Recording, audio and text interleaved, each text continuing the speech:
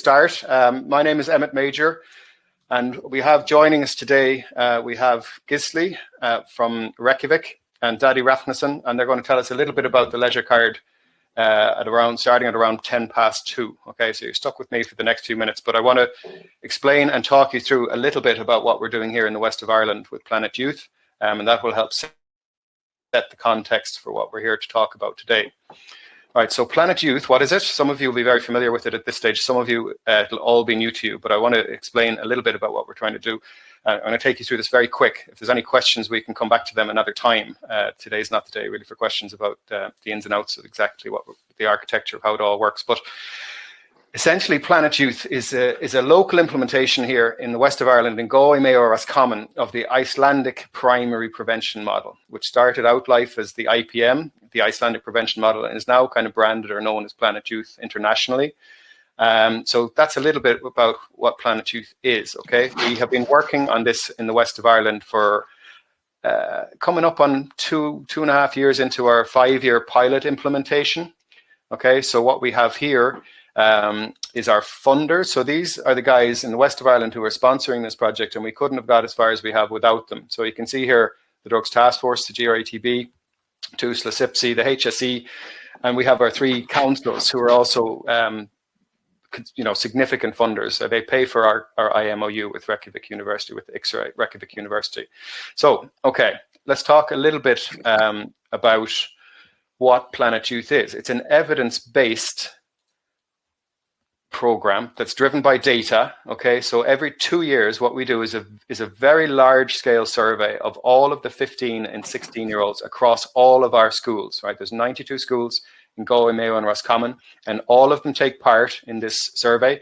If you notice, there's 3 forms you're looking at there. One is the 2018, then it's the 2020, and we also have, you can see on the right, that's the back of one of these survey documents. So you can see there's a number on there, and that's significant. I'll come back to that in a sec, okay? Up on the screen here coming next, that's what the 2018 survey looked a little bit like when we were doing it. The boxes on the top left are the survey documents coming in the door, printed. Because that's the you want to share your screen. Sorry? You want to share are you showing your screen? Or you want to share your screen? I think it's showing, is it not? No. Okay. So let me stop sharing, escape. I'm going to come back to the platform here, and I'll go back to share screen again, application window, share. There you go. Is that there now? That's there. Okay, hang on a second. So if we go, so from current slide, how's that? Can you see what I'm showing there? Yeah. Okay, so apologies if I was going through that. You couldn't see anything. I don't know why that was. We had it all set up. It looked like it was correct. So, okay, we'll keep on going. Hopefully this will work okay. And can you guys just mute your microphones because I'm getting a lot of noise and shuffling. But just to go through the survey documents. Okay, so here we have 2018 and the 2021. We have a bit of a video here that we prepared for social media. I'm not sure the sound is playing for you that great today, but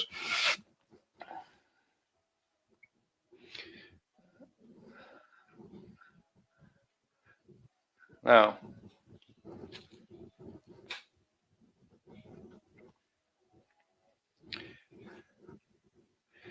Okay, so that's my helpers. You see the 2 girls there at the end. We were in there shuffling and sorting some boxes, and we did that video. It went out on social media this morning with sound, with just a little bit of fun to show people the undertaking a little bit more, if you like. The girls tell me now they're available for photography and modeling contracts, currently seeking an agent, if anybody's looking for them. This is kind of more the reality of what's going on. What you actually saw in the video is about a third, I suppose, something like a third of what actually goes out the door. It's a very substantial undertaking, and there's a huge amount of data and information generated from the survey, right? But basically, it's important to note that this is not your ordinary survey. You might think so far, so what, right? Kids are surveyed all the time. This is something that's quite a bit different. What we look at here in the Planet Youth survey, okay, it's not an ordinary undertaking. It's a 28-page, 1-hour survey that these kids do. And what we're looking at is the background in their lives. What we're interested in trying to find out is all about the risk and protective factors in their lives. Now, just tell me, one of you guys if you can still see that presentation, but I'm going to keep on going. Do you remember I mentioned that there was a number on the back of the form? So we sequence out the 7,600 forms that leave Parkmore, right? And these go out to all the schools. We record them very, very carefully. And from that information, we can generate our county reports, and our county reports we use to drive the project. But individually, each school that takes part in the survey gets their own individual report on the health and well-being of their kids in the school against the average of the whole region. So they can begin to see if there's anything unusual in their school in terms of is bullying high, is physical activity high or low, what are we doing well, what could be improved. Very useful to the school from that point of view, from a whole school reporting point of view, but also health and well-being internally within the school. It can be useful for that. It's a snapshot in time of that particular year group as they're coming through. That is not, however, why we do this project, right? It's a nice spin-off. It's incidental. We can do it because we have the technology to do it, but it's not why we do it, okay? The reason that we do this project is we are taking the voice of these young people and we are using it to go back in time, right? We are using their voice to improve the situation for the children that are coming behind, okay? And the children that are coming behind them. These are the guys we're most interested in. So it's the kids from 6, from 8, from 10, from 12, so that when they get to be the teenagers in 10 years' time, things have changed. The landscape has changed utterly, we hope, right? Okay, so how do we do that? What do? We take the data from the surveys, and what we're looking at is interventions in the community, large and small, okay? There will be small incremental changes and tweaks we do here and there in those 4 domains, in leisure time, parents and family, peer group, school, small little tweaks here and there, medium-sized tweaks here and there, and then huge whopper kind of things like the leisure card that we're going to come on to in a little while, okay? So it's a very different project, okay? You have to understand that this is no ordinary undertaking. It's a different way of working, right? And it's showing fantastic results in Iceland and other places, right? So just to come on to this a little bit, we break out our 4 spheres or domains of where we influence, okay? Back in February, we had President Michael D. Higgins and Sabina. They were down to help us launch this next stage of our project. So we spent a lot of time working out how we can apply this Icelandic model for use here in the west of Ireland, in Galway, Mayo Common. That document's available for download on our website. Okay, it's the strategic implementation framework, how we're going to do this here, right? We have done an awful lot already with the 2018 data. You know, we've done various different things within those 3 domains there. Okay, we have guidelines for parents with lots of information, with great websites. But what we're here to talk about today, particularly, is this space, okay? The leisure card. This is why we're all here today. Now, I would consider this to be the jewel in the crown, if you like, of the IPM. It's absolutely a genius idea. And it's what has made them so successful in Iceland. I fully believe that. Now, Gísli and Dadi are going to tell us a little bit about that shortly, okay? So we're going to come on to that in a minute.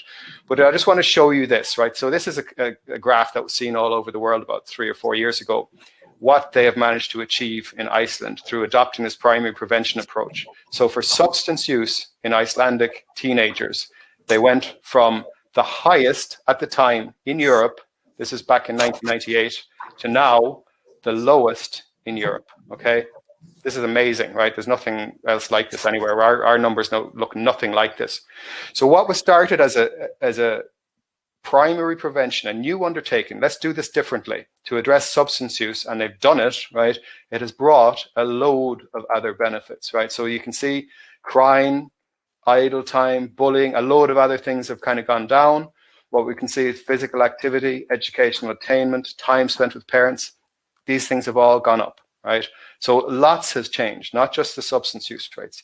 From our strategic document, we are not going to approach this fully as a substance use prevention project here in Ireland. We can do far more interesting things than that. We pick that up, but our aim is here. All young people, active, happy, healthy, connected to their families and communities, and most importantly, in a space where they can achieve their full potential. Okay, I hope that makes sense. Now, we're going to go on to the leisure card very shortly, but I just bringing you back to this slide one more time, because I think there's a slightly better way to look at this, right? Yeah, I mean, it's a fantastic, amazing piece of work, but the way I think you really need to look at that graph is that what you've done by using primary prevention approach is changed the future of all of those kids. You've put them on a different path. They're not showing up in that space anymore. So those 42% of kids who are actively getting drunk every month, their future's changed. Now, they didn't know it, but that's what's happened. And it's not just them, it's the 58% of kids up above the line. So that's the business you're in when you're doing primary prevention. You're changing the future for the next generation of young people. So we're going to be coming on to this piece of work now. It is amazing, right? You're going to be blown away by this, right? But what I want to try and tee this up by saying, when we come on to our Q&A after this, after Gísli and Dadi have given us their presentations, and we'll take questions, I'm sure you'll have lots, right? Is maybe not to be thinking, that's amazing, I wish we could have that here, or I wish we had that in Ireland. I think we need to be thinking, how are we going to have this in Ireland? It's actually, we can do this here, and there's no reason why not, as we'll see. So that's what I wanted to say. I'm going to have just a couple of slides for you after Gísli and Dadi have done their presentation. We'll have a Q&A, and we'll talk about where we're going to go next with this. So without further ado, I'm going to call Gísli to come and join us, and I'm going to finish my presentation at that. So thanks everybody for your time. Hi everyone. Sorry I can't see you or hear you, but such is life in these times. Okay, I'm going to show you some slides about the Leisurecard.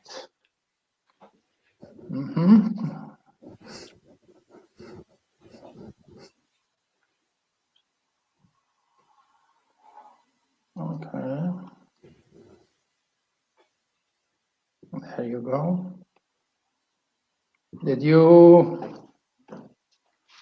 Is everyone seeing that? Yep. Okay. Thanks, Gísli. You're great. You're away. All right. Thank you. So,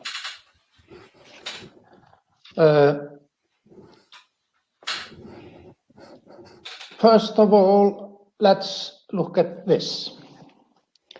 In the early 90s, about 25-30 years ago, this was something I started to promote as a new way of thinking. How we look at young people from the perspective of time spent in a year. Take away the time they sleep and look at the time they spend with the family, in the school, and the new concept of the leisure time, the leisure zone, if you like.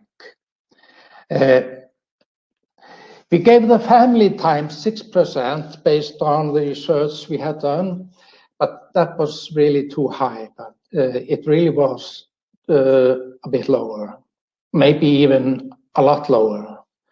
The school time we knew was around 14% for every child 12 to, let's say, 18 years old.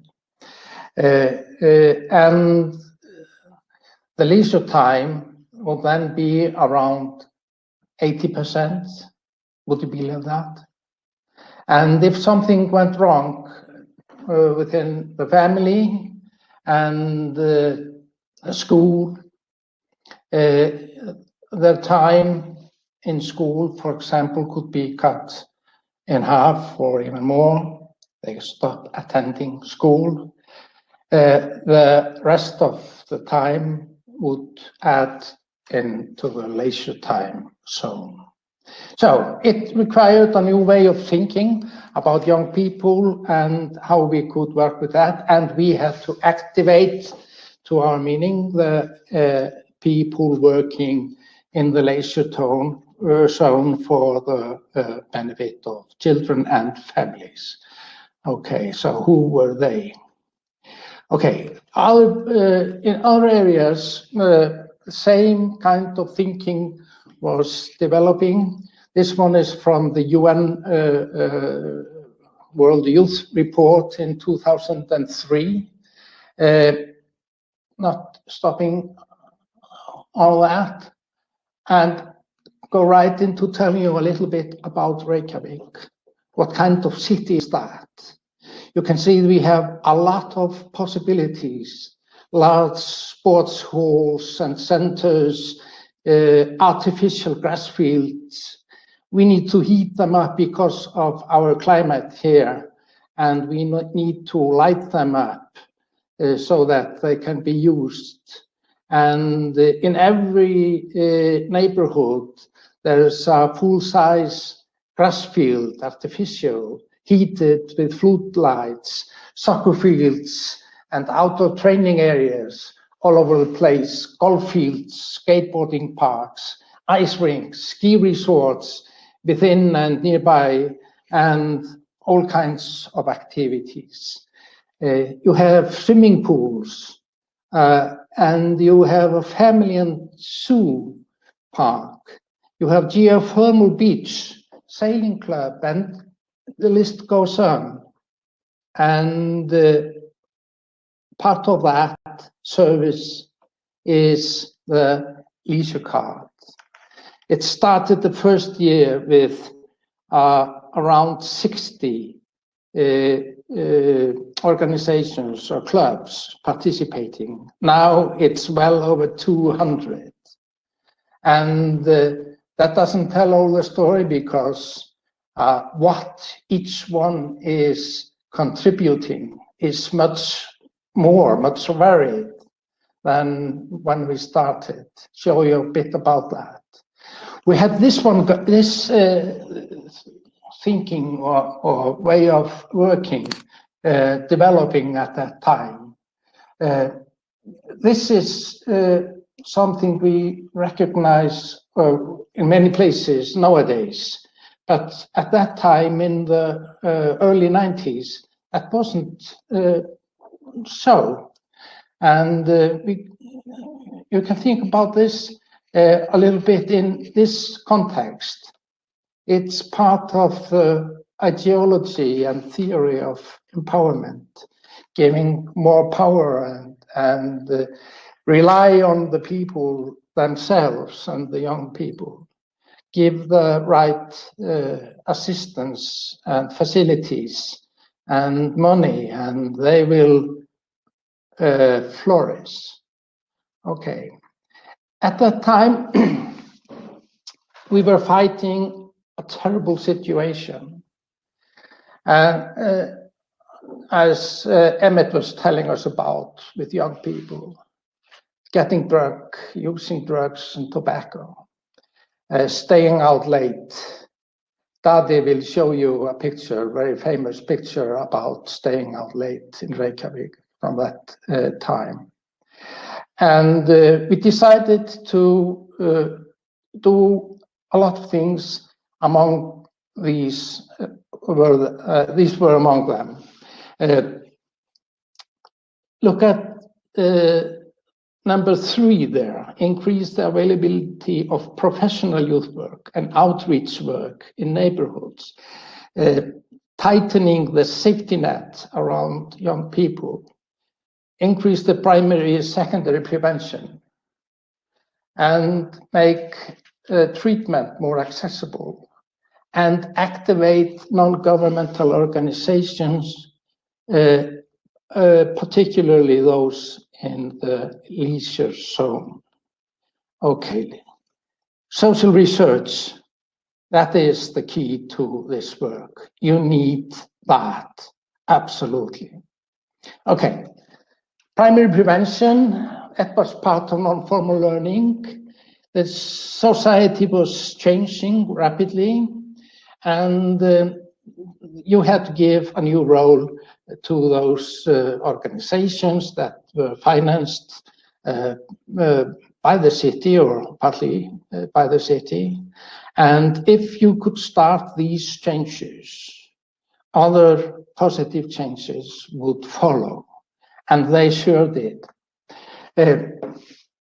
This is how the city of Reykjavik, which is the biggest funder, contributor to the organizational life in the city. And these are the 5 most important points in that. Look at the last one, operation of youth clubs. There's a lot of that. I'll tell you a little bit more about that later on. In every neighborhood, you have these clubs or centers. And also we have a strong social support system for children. They can get funding for taking part in leisure time activities. So, in the year 2018, the financial situation was like that. How much was spent on these activities within the leisure zone by the city. It hasn't changed much since that year. It's probably, you would say, it's in a certain balance. And I'm not going to go into details, but you can look at your own budget for your municipality and think, are the similarities? Do we lack something, or are there differences? I'm not saying this is the only way. I'm just saying this is how we did it, and it worked for us. Maybe some other approach could work in other places, but this is how the city of Reykjavik was funding this. Look at the leisure card, 6 million euros it was. It's in a total of around 7% of the overall budget into the leisure zone activities. Here are the other points about what the city does for children and families. There are, as I told you, all these youth centers in the neighborhoods. I was responsible for their activity for years in the city. And look at the number in point 2, the welfare, 115 euros per child per month for leisure activities. That's a lot in a year. And there has always been a culture in Reykjavik around all kinds of short-term projects for young people, often projects involving like 15 to 18, 19 years old in culture, music, dance, all kinds of things done in the city over the summer months and so on. Okay. Well, how much does it cost to take part in this? Okay, we can see that the average for all ages between 6 and 18, you would look at sports, they would cost around 500 euros. Music school is twice as much as that, around 1,000 euros, and dance school would cost somewhere in the middle. Looking at other costs like traveling and material and equipment, we don't cover that by the leisure card, but you have to pay for it yourself, and that's often a considerable amount of money. So, all of this funding is based on a very extensive agreement the city makes with all the organizations, all the NGOs working with children and adolescents. And there's a special agreement if they are taking part in the leisure card system. In that agreement, there's a set of quality criteria, and that involves what kind of people you need to do the work, the trainers, the teachers, And the venue, the housing, how is that? And also how the money you get from the city is distributed to boys and girls and different age groups, and you have to answer for that in this agreement and the realization of that. And all of this points out the professionalism needed to do a good work when you're working with children. Responsible, good work where children enjoy what they are doing, and parents can look at it as a safe environment for the children. One thing to mention that in all of this work, we very seldom use the word prevention or drug prevention. We are just doing good youth work, good work with children, regardless if it's sports, youth clubs, music, dance. The word prevention was almost put aside. And Dadi will tell you more about the sports movement and how the sports clubs dealt with the new situation that came up in these years in the early, after the cycle shift. Okay, the leisure card. It was launched in 2007 and it was based on agreement between two political parties that formed the majority in the city council. The grant now is around 350 euros since the beginning of 2017. Parents have the right to allocate or transfer a certain amount in the name of their child to refund the registration fees in the activities the children is registered into. The purpose of the leisure card is that all children between 6 and 18 can participate in constructive leisure activities regardless of economic or social circumstances. It's not a particular social doing, it's rather opening up possibilities, the same possibilities for all. And by doing that, responding to all the changes that had occurred in the society during the years or decades earlier. So it's not an electronic card, it's a network access, and you can, as a parent, allocate payment for the participation in organized activities after you have registered your child into that activity. It's done over the internet in a system run by the city called Digital Reykjavik. Okay, all the children go into a certain database when they register into an activity, regardless of whether they use the leisure card contribution or not. And this provides the city with a comprehensive information about all the participation in this age group.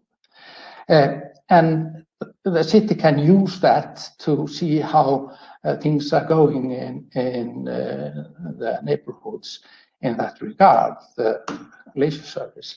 This is how this leisure card participation spreads through the age groups. You can see that this goes from year 2010 to 2014. It hasn't changed much since that. It's, if you like, it's a system in balance. And these are the various disciplines like sports, culture and arts, other kinds of activities, And you can look at the youth organizations. They don't amount for much in that respect, Scouts movement, the religious movement, and things like that. They are bigger than that, but they don't charge people for taking part, so they are not within this system. This is the picture Emmet showed you. This is our information website with all organized youth activities in the city. Their parents and the children themselves can go into this website and find out about the activities they are interested in the city or especially within the neighborhood. Okay, this was the short version. I hope you liked it. And this was my last slide. Okay, I'm happy to take questions afterwards, after Dadi's presentation. All right, thank you.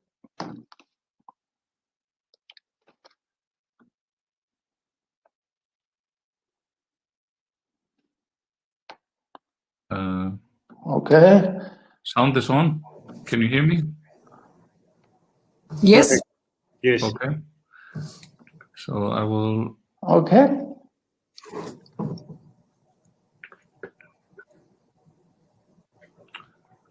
Okay. So I hope you see this. I'm going to be talking about the double benefits of the Leisurecard scheme and maybe a little bit of a surprise that we have seen happening with the Leisurecard. So thank you for listening to my presentation, and just want to introduce you a little bit to my family in the beginning. My name is Dadi Rafnsson, and this is my family, and we have certainly together reaped the benefits of the Icelandic system.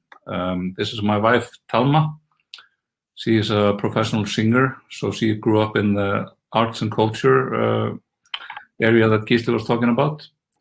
And here she's performing solo at a televised Christmas concert in Iceland, but her recent assignments have included recordings for Louis Vuitton and Maserati, for example. And this is our daughter, Diljá. That's her first football training with the local football club when she was 2 years old. And her biggest achievement so far is to score a great goal after placing the ball with her hands in the net. And somewhere in here is Diljá's father, myself, after winning the Chinese Cup with the women's team of Jiangsu Suning, one of the biggest professional clubs in China. I have been working in talent development and professional football since 2002. And I know, like Gísli has been telling you about the benefits of the Icelandic Leisurecard scheme as far as it comes to prevention. But I'm going to be talking also about the effects it has had on sports in the recent decade. But first, I want to share with you a short clip from the greatest football game ever played. Welcome to the Late Show. I'm Stephen Colbert. I gotta start tonight with a giant sports story out there. There's this thing called the Euro Cup soccer tournament. It's a huge soccer tournament. It's happening right now in France. And yesterday, Iceland, the tiniest nation in the tournament, beat powerhouse England 2-1.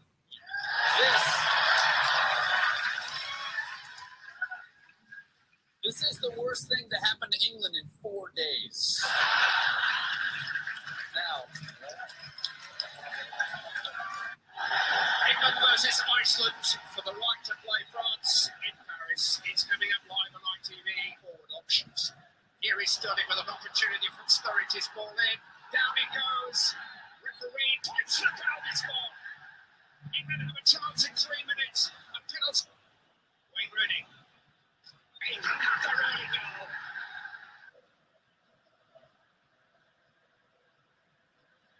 It's headed on and a chance for Sigurdsson has equalised. England in front for less than 2 minutes. Ragnar Sigurdsson. It's about Gylfi Sigurdsson. Set up a chance here for Sigurdsson. It's 2-1 to Iceland. Tohan couldn't kick it out. Corbin Sigurdsson has given the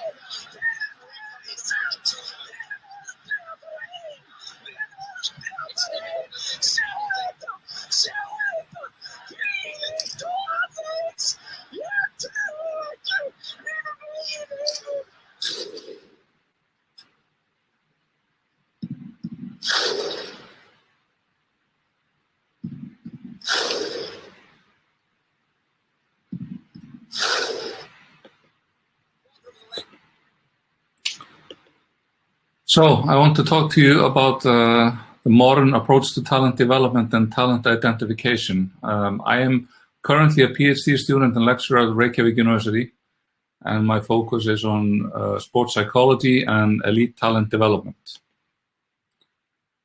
So our ideas of talent development have changed considerably in the last 2 decades. The standard model assumes that there is a pyramid where the most talented and gifted of us climb and eventually leave us mortals behind as they reach the summit of the sport. This approach has several flaws, excluding many by gender, ethnicity, social economic backgrounds.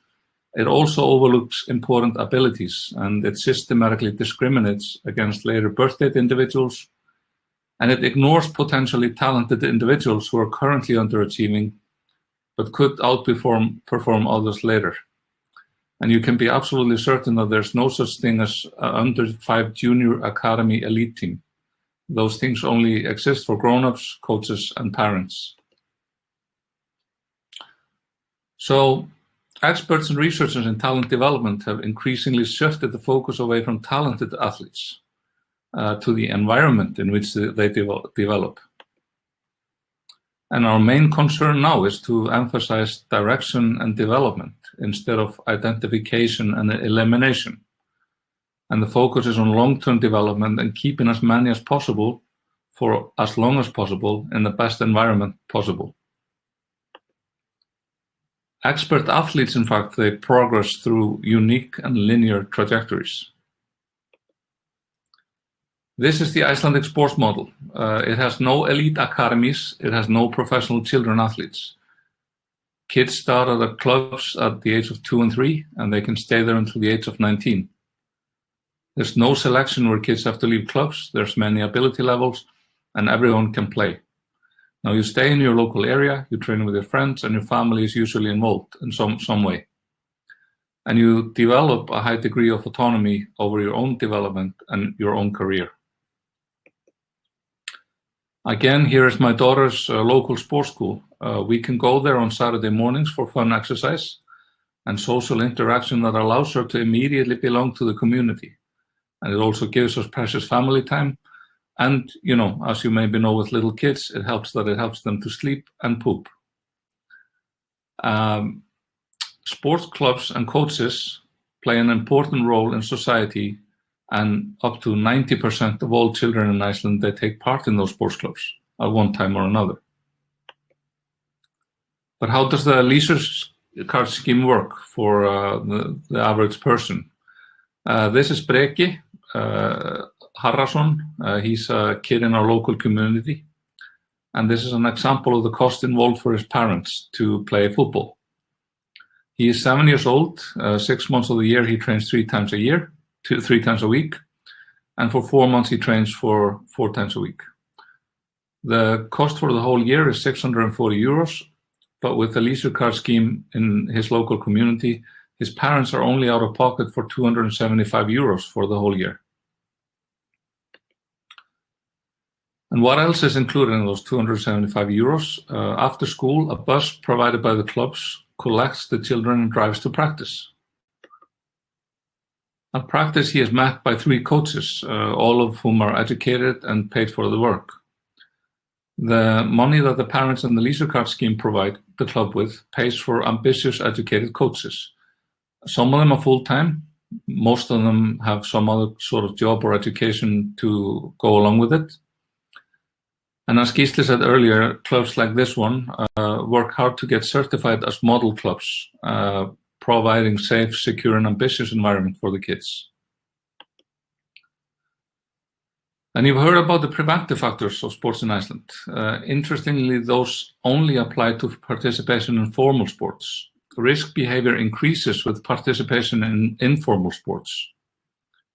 So it's the club cultures that emphasize positive and healthy values that function as a social control for risk behavior. Of course, kids are influenced by the relationships that they have on a day-to-day basis. And they shape their experiences, and they can influence or socialize them in a positive or negative way. So it's quite apparent that involvement in a sports club decreases the risk of substance abuse amongst teenagers significantly. And it has positive effects on both their physical health and their mental health. So what happens when you invest in giving kids the opportunity to develop their talents? You must understand that the changes that we're talking about have happened in an incredibly short time. I am now 44 years old, and you can see how much has changed in only around 20 years. You can see the incredible turnaround in prevention from the introduction of the Leisurecard.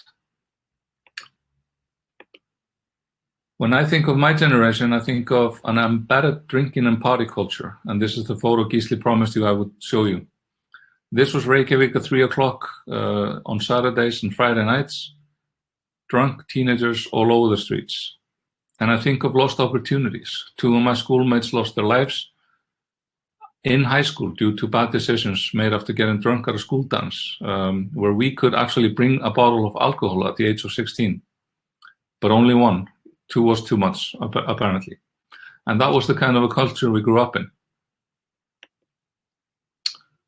And again, we know the many positive effects of children and teenagers involved in organized extracurricular activity. But did you know that since Iceland started supporting grassroots sports over elite sports in the way Gísli has described, we have never performed better at the elite level? And it's not just football, and it's not just sports. And the Oscar goes to Hildur.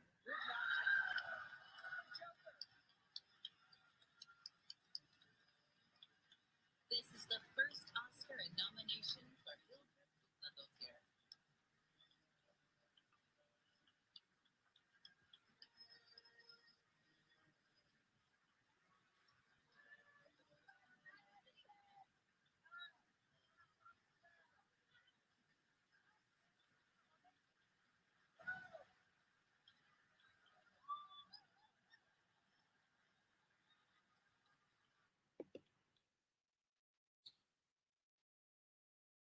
So due to the investment in youth, in this century, Icelandic kids have grown up to be performers at the highest level in both sports and music.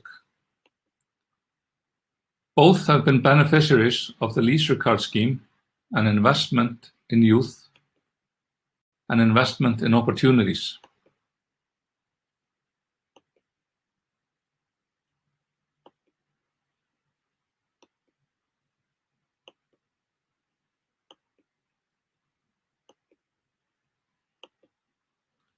And I'll tell you something that comes as a surprise to many people in football. 6 of the 11 players who played the most minutes when Iceland made the World Cup never played for the U17 national team. So they were not the best 17-year-olds in our very small country. Could we have made it to the World Cup without them? More than half the players? Probably not. But their stories are all different. They come from different pathways, different socioeconomic backgrounds. Some of them were born late in the year, but eventually they made it to the World Cup. And although our golden generation might be entering decline, there are more coming up, like 17-year-old Isak Jóhannesson, who made his full national team debut last night at Wembley. And Jón Axel Gudmundsson is attracting NBA interest following impressive turns in college basketball and in Europe.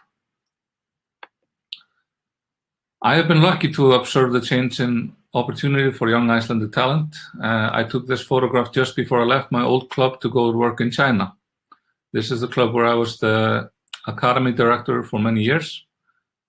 And these boys were all the age of 15 to 17. And they have been playing together, having fun together, and enjoying football together since they were very small. And look how their careers have developed. Just this random picture I took in the sports hall of our club. And this is not an elite academy. This is just a sports club like all the others. They're playing at Real Madrid, had contracts at Swansea, in Belgium, in Belarus, in England, and 6 have already played professionally in Europe. 2 more have played in the top league in Iceland. And 3 of those boys are part of the Icelandic U21 national team that just qualified for the European Championships next year. So this photo is not taken at a formal practice. These guys were playing together for fun. Last year when I was teaching at the Icelandic Football Association's education course, I told the students about these boys. Imagine how fantastic it was later in the afternoon when we went for the practical session in that same building afterwards. On a Saturday at 5 in the afternoon, these boys, now grown men, all with careers in football, were there playing and there for fun in their home club.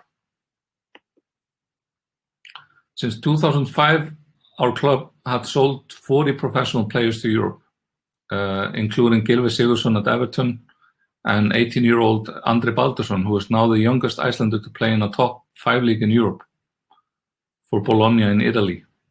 So frankly, this is unbelievable. 40 players is ridiculous, as this club had only sold 4 players previous to 2005 in its history. But now it's the norm that the best are sought after abroad.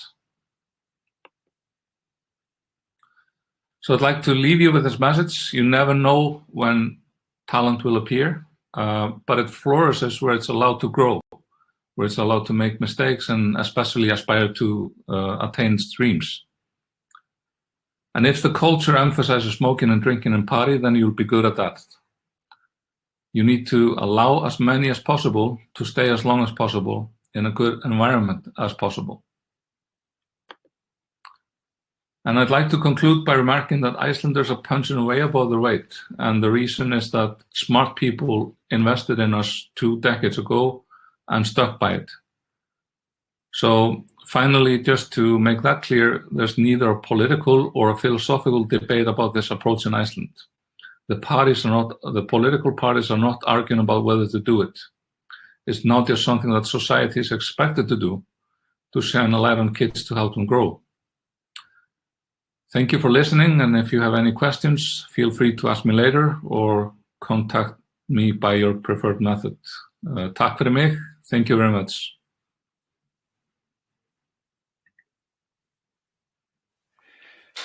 Thanks very much yourselves, Dadi, and thank you, Gísli, for your great presentations. Amazing stuff. I think you'll all agree. Something, just to see it, it's fabulous. I want to do a very short, quick slideshow for you now, and this should be it here, hopefully. Can you see that on the screen? Big red and black image. Mm-hmm. And I'll just start before I go into this to talk about just a tiny bit more, because great knowledge of your presentations were there's other greatness in there you didn't even cover, which I would say is the IPM. It's a fantastic piece of work, right? It's 30 years in the making, really. Even before they began the process, they were thinking about it. And Inga Dóra Sigfúsdóttir, she's one of the professors there now in Reykjavik University. And I think she teaches at Columbia as well, or somewhere else in the United States. And they were already thinking, how are we going to make this work? How are we going to do this? But the core of it, if you like, or I would call it the engine, right? The engine of the IPM is without a doubt the leisure card. It makes the whole thing sing, and be as amazing as it is, right? But from the evolution point of view, it took a lot of figuring out, a lot of working out.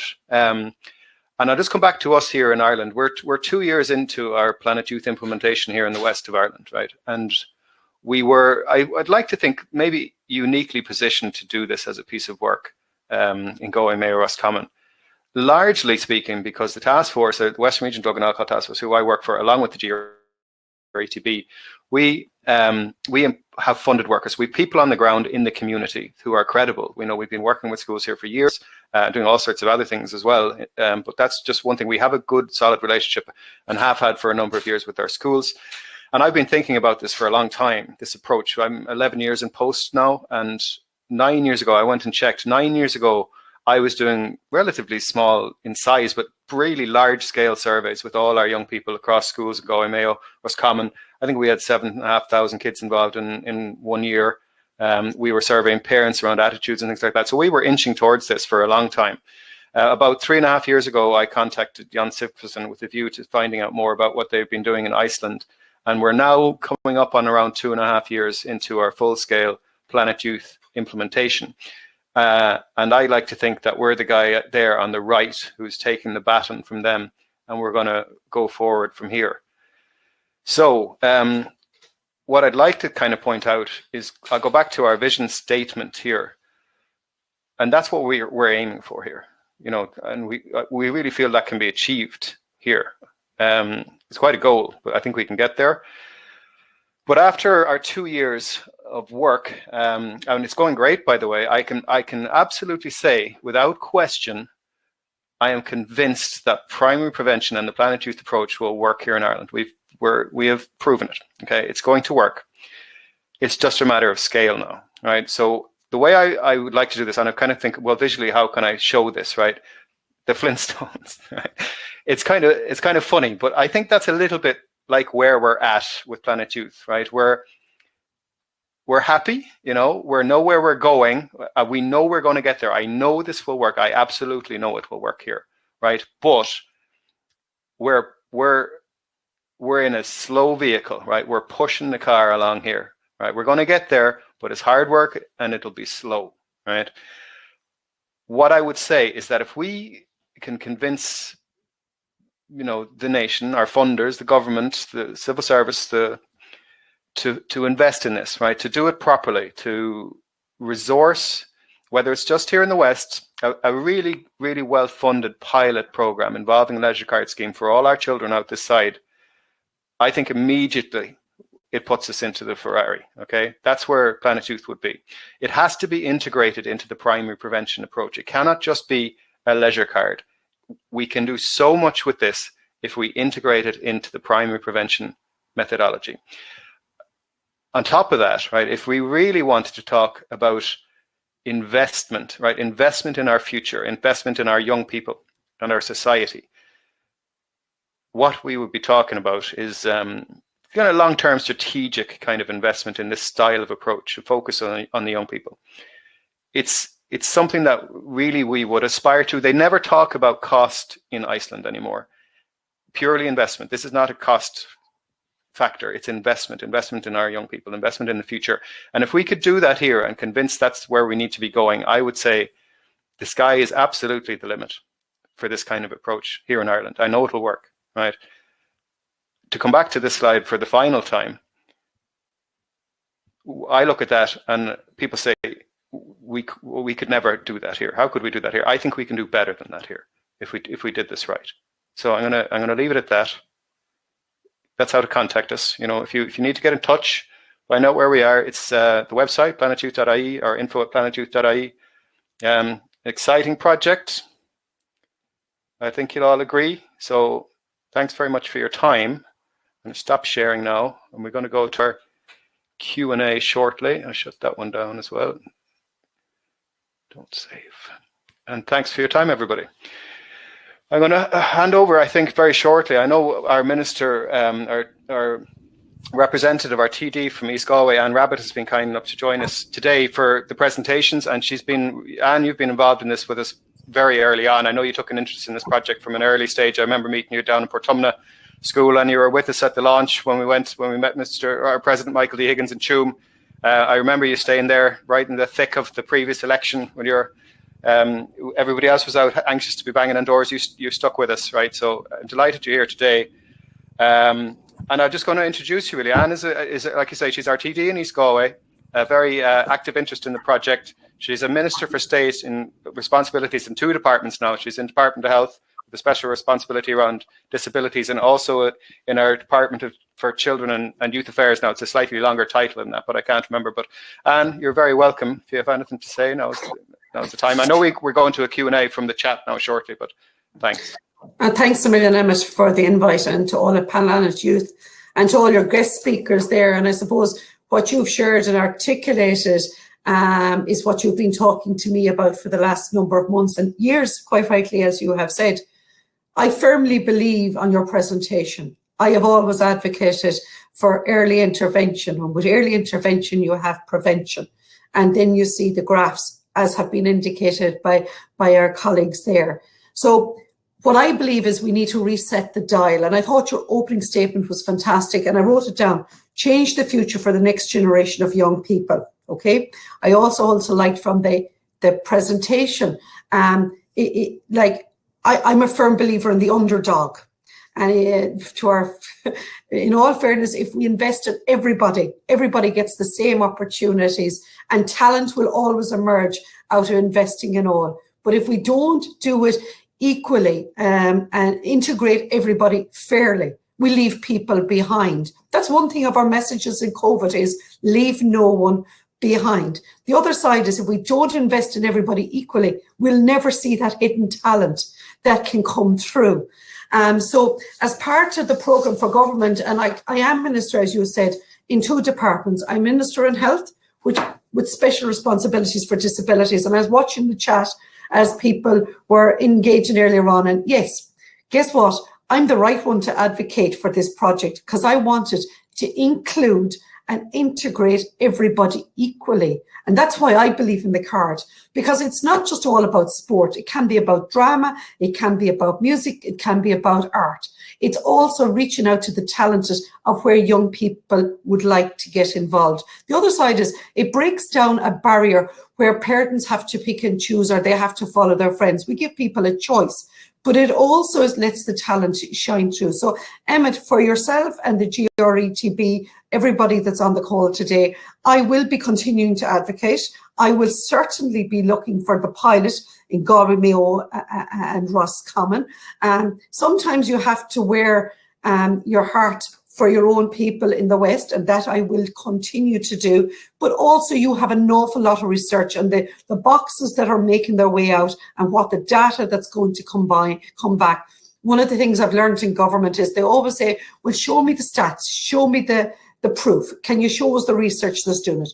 You're doing that in the West, under your good self and your colleagues there. So I would want to see you get a pilot, and like, even if it's only a small amount to start with, it's something we can build on, because as soon as it's built on, we will see the rapid response. And children deserve this opportunity. Children deserve the opportunity of equality and integration. So that's coming from my department in health, and in the new formed Department of Children and Disabilities, Youth, Integration and Equality. So you're getting it from both sides, and you're also getting it that it's in our programme for government, and I think now is the time. You have the model, we need to join you. Thank you very much, Anne. Exciting news. I'm delighted to hear that. Really and truly I am. So thanks for joining us today with that. Really great stuff. Okay, and I think with that, Pat, we might throw it open. I know there's been a lot of questions coming in on the chat. We're going to run to about 3:10, and we'll pull the plug on it then. Okay, so we'll do what we can in the next 10 minutes to answer people's questions. Do you want to stick around for that, Anne, or do you want to? Oh no, I'll stick around. I'll stick around. Okay, let's do that. So, all right, thanks, Pat. Any news? Anybody? Great. Thanks, guys, and well done on the presentation. So we're really, really good. Lots of kind of questions and queries coming in. Number one, Emmet, that this recording of the event will be available to those after the event. Yeah, we have a recording that's running all the time. We'll be putting it up online later in the day. It'll be accessible through the Planet Youth website, on probably the Facebook, and it's certainly through the YouTube channel. But we'll get it out there. No, absolutely. Great. Kind of lots of comments coming in. One from Sinead McLaughlin. A whole culture change is needed. Rita Rowan in ETB and Mails, again acknowledging the the excellence of the leisure card, and great to hear about it again. Sheena suggests it's a brilliant concept for kids, and in full support and delighted to be part of it. Bravo, folks. Sinead, Planning Youth is a fantastic initiative. Excited for what's to come. Kate Murphy suggests lovely emphasis on participation and not just achievement. Martin Mulholland, wonderful model, Planet Youth. And there was a general kind of sense of comments around homework, and homework kind of being a little restrictive. And that might lead into our first question for Gísli or Dadi. How does this compare in Iceland around homework? It's seen as maybe lots of homework being given out to young people that might restrict and impact on leisure time. What is the sense of that in Iceland?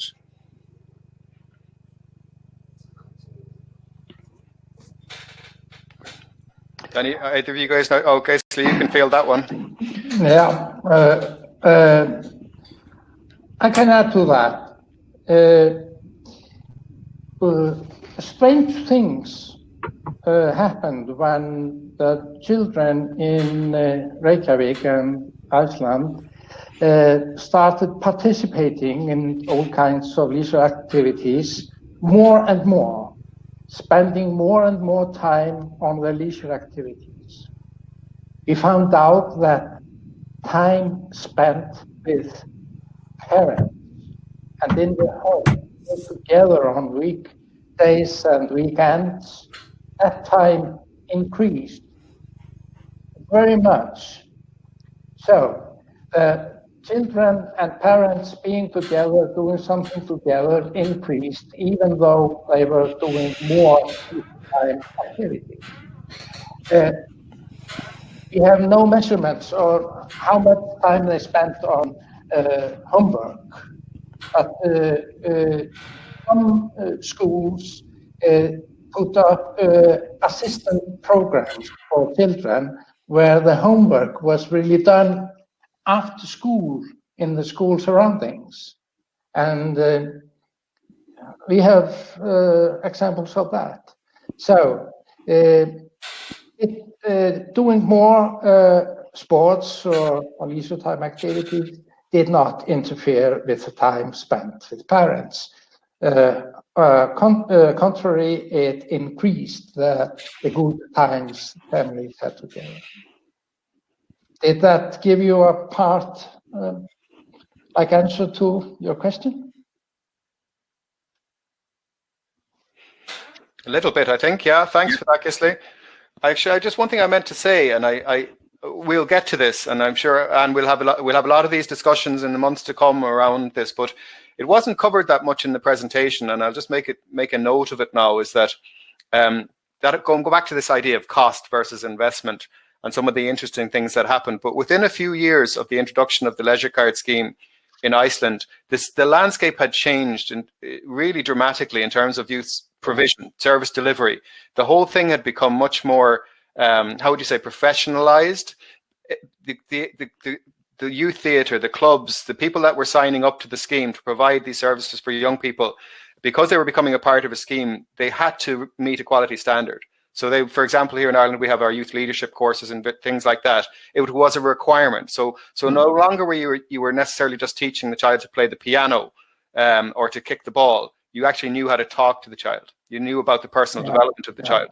So that had all changed, and because there was money in the system, money flooded into the system, and it also, I think this might be of interest to hear, particularly in Galway City, it pumped money into the arts economy, because that is on its knees here in the west of Ireland at the moment with COVID and everything else. But there was money available for young people to go to arts, to go to drama, to get involved in the community circus or whatever it might be. These were all things that came into the Fristund scheme, right?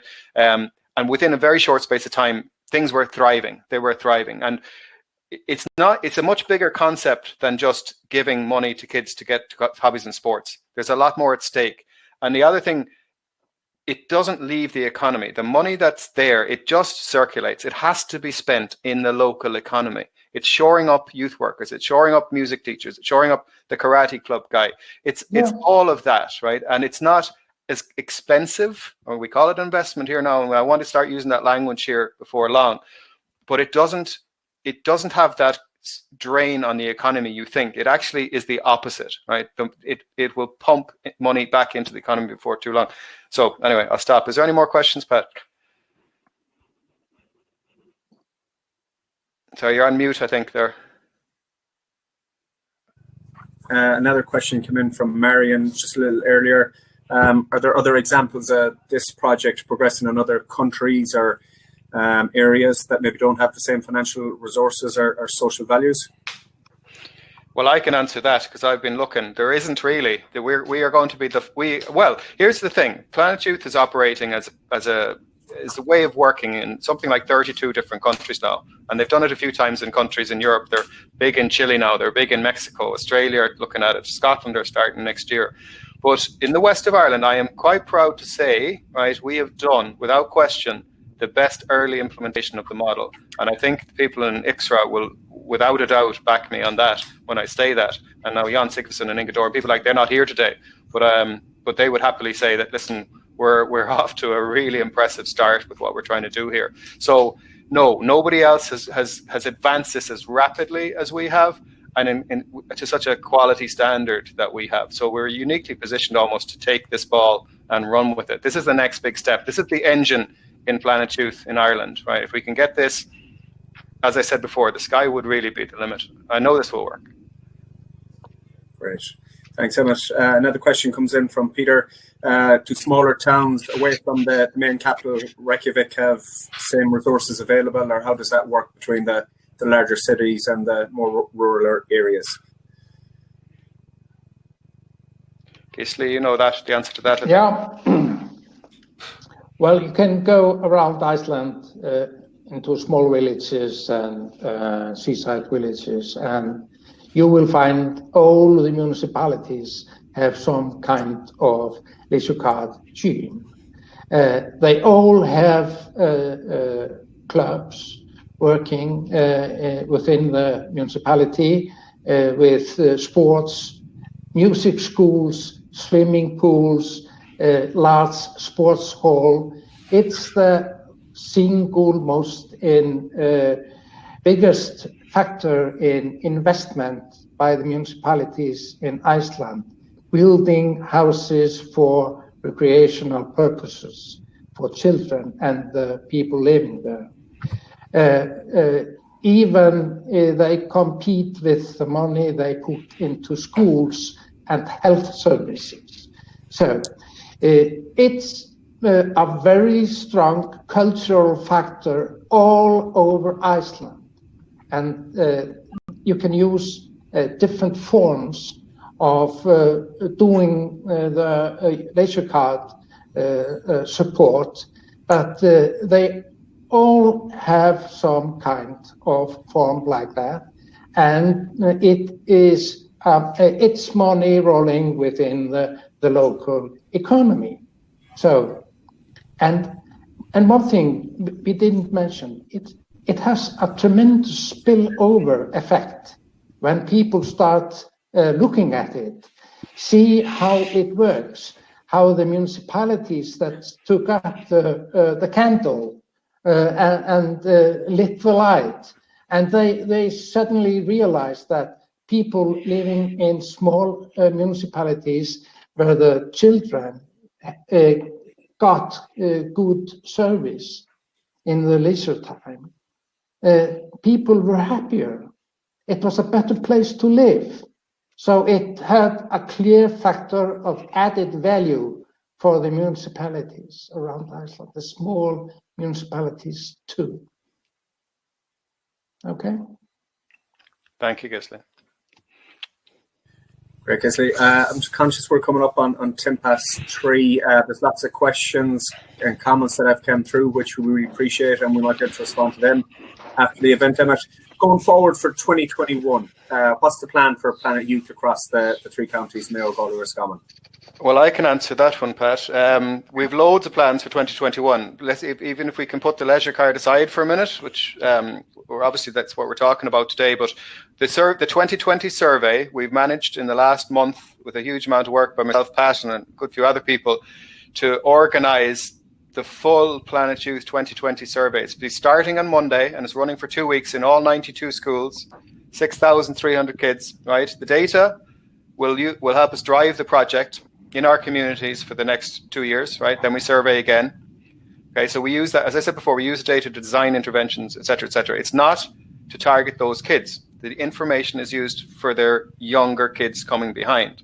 So there's loads of things happening. We've websites galore. We've new stuff, new programs that we're going to get involved with national schools. We're thinking about school flags for primary, for secondary, lots of things for 2021. But the data that comes back in late January, early February, that's the next advancement of the project. Really, we'll be using a lot of that. There's really great website being developed for use in SPHE curriculum. We're taking all the local county data and feeding it back then into our 12, 13, 14-year-olds for discussion in the classroom. It's going to look great. It's going to be great. But that'll be ready to go March, April. So there's lots of things happening, lots of plans. As I said before, I know after 2 years of hard work on this, that this will work here. It will work here. But it's that piece where I showed you we're pushing the car, we're pushing the pedal car, or we're in the Ferrari. The leisure card, well-resourced leisure card puts us in, a different space altogether. And I know this thing will fly then. Yeah, but it will anyway. We're going to be good anyway. So now, listen, I think we're coming up. Do you want to take one last question, Pat? Is there anything that you're seeing there that we think we should answer today? Or we might just pull the plug and get this out on the internet for people to look at? Yeah. And so if we can maybe follow up, I know there's some additional questions that came in that maybe we can follow up with afterwards. Okay, you're happy enough. So yeah, we can field those later. Okay, just before I go, I'm going to do one last, if I can do this quick screen share. Where are we? Part 2, and then I'll put this down. You probably made a bit of notes. If people, I noticed that I was half looking at the chat.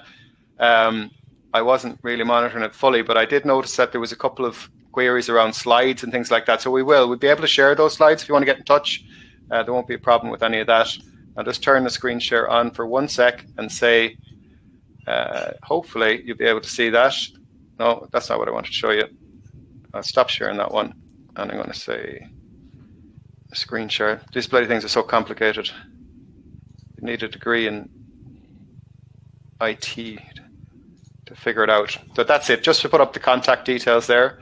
So that's our main website, the planetyouth.ie, and info@planetyouth.ie. If you have any queries, questions, I'll do my best to get everything answered. Or give me a call. And all the details, the contact details are on there. You can see it's highlighted in the top right-hand corner there. But that's pretty much it. Okay, I think we're nearly there. And Anne, thank you for coming and for your news, exciting news. Not at all. And just to say to you, Emmet, I will facilitate a meeting with Frankie Feehan, who's in my department, Minister Feehan, Minister Butler, who has mental health, and Minister O'Gorman, who has senior responsibility for equality and integration in the Department of Children. As the next phase out of here, we let you do your 2 weeks work first and get those jobs done. Yep. But hopefully before Christmas, we'll have that meeting set up for you. Thanks so much, Anne. And thanks everybody that was here. And like I said, we'll get this up online shortly. Great news. Thanks, Gísli. Thank you, Dadi. Thanks for coming and giving us your presentations. Really appreciate it. Yeah, pleasure being there. Right. Thanks. Bye-bye.